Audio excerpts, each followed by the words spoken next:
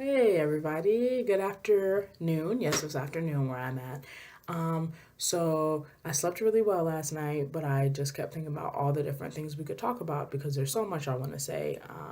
And it is rambling remedies. However, I don't think you want to sit through a 25-minute video. So I'm going to try to see what we can fit into this while still semi staying on topic.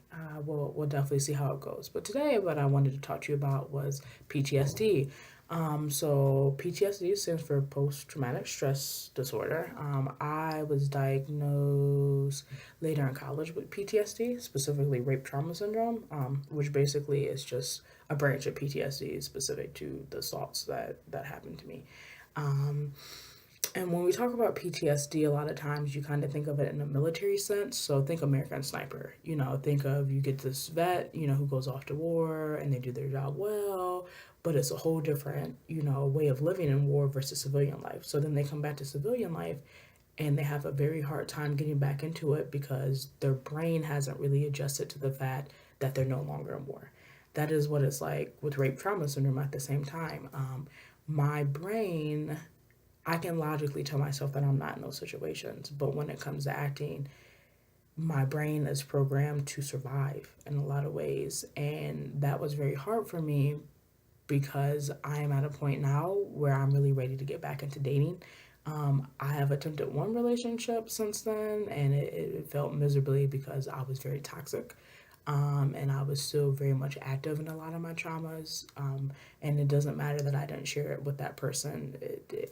I wasn't taking care of myself. And what I tried to do was essentially bully someone into loving me. And turns out that that's not how that works. So here I am single. I said no, but seriously, people don't really talk about PTSD and sexual assault survivors and how that's really messed up my dating. So let me just kind of give you some comparisons. In my abusive relationship, it was also my first relationship, so I would classify it under kind of the passionate love, right? It's love where you have super high highs and super low lows, and you're really the only one for each other, and only you two can take care of each other.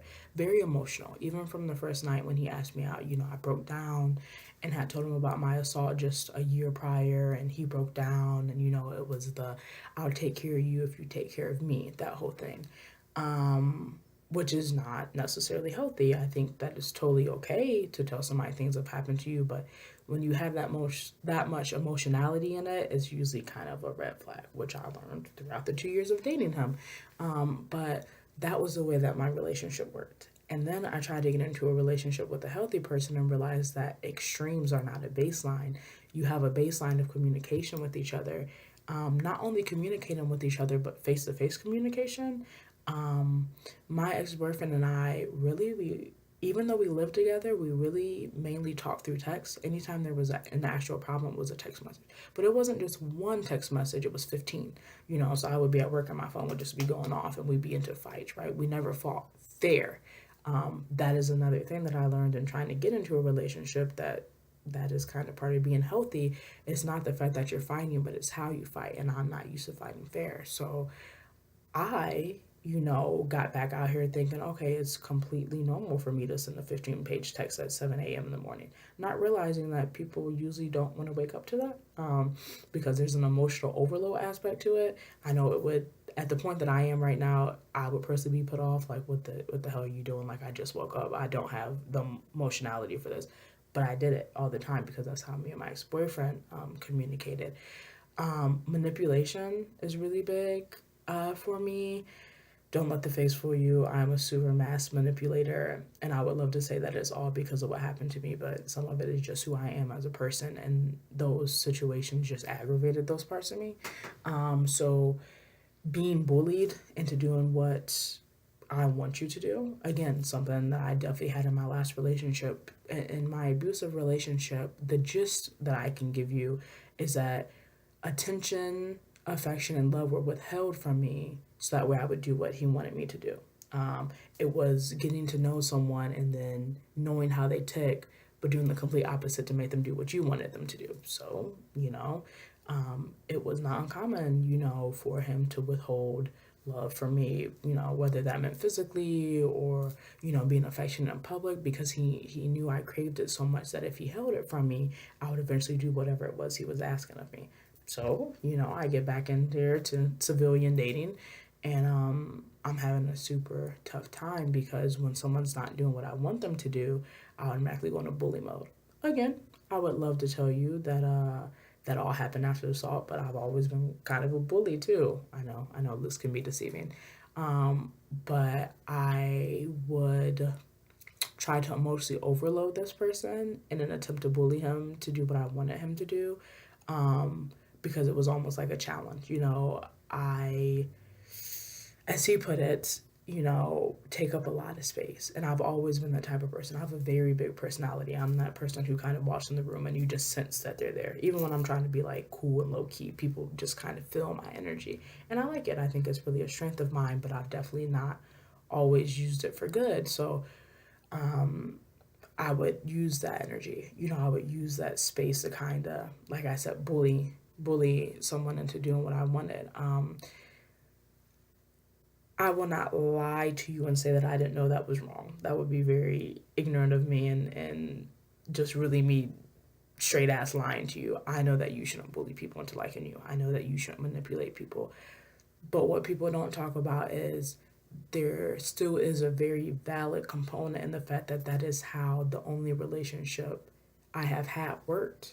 So that is all that I'm used to. Remember, I've got that really cool degree in human development and family science that doesn't really make me any money, but it gets me to do stuff like this. Your brain is not fully developed until 25. And 18 and 25 are key identity formation years. I would not say that I was fully out of my trauma until 24, just this past August. I was still involved with certain people, I was still doing certain things. So that means 18 through 24, my identity has been trauma. I have one full year, in those prime years to unlearn years of abuse, and that's hard. Where I made the mistake and did not know I was making the mistake is that I've used my trauma as a crutch of sorts. I've used my trauma as a way to get what I want. I've used my trauma even as a way to be pretentious. This idea of, well, I'm talking about it, so here's all my bullshit. You either take it or leave it. And in a lot of ways, what it is a self-sabotaging mechanism. I will tell people all my troubles in hopes that they'll leave me alone. And then when they decide not to leave me alone, I just up the ante until they finally leave me alone. And then I kind of try to play the innocent role. I'm like, I didn't really mean to do that. I was just joking. Um, so I just wish that more people would have the conversation about PTSD, I guess is the point of this video. And just understanding that although your brain knows that it's wrong to do those things, you still have to honor the fact that you have been groomed to do those things. Grooming is when an abuser kind of tricks your gut instinct. They continuously expose you to abusive mechanisms, record your response, and they repeatedly expose you until you finally don't have a response, and then they up the abuse. I spent 2 years in a relationship that wasn't perfect from the get-go, and just, ricocheted out of nowhere one night, it seemed, into almost fatality. And I am at a point where I'm trying to balance knowing that the way I act is not necessarily right, but also finding someone that honors the fact that where I'm coming from is valid.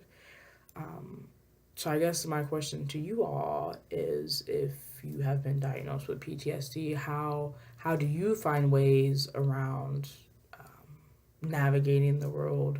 Because I have not found a way yet. I'm definitely looking, because if not, I'm just going to keep hurting people who I truly do love and care about. So that's my question for the day. Thank you.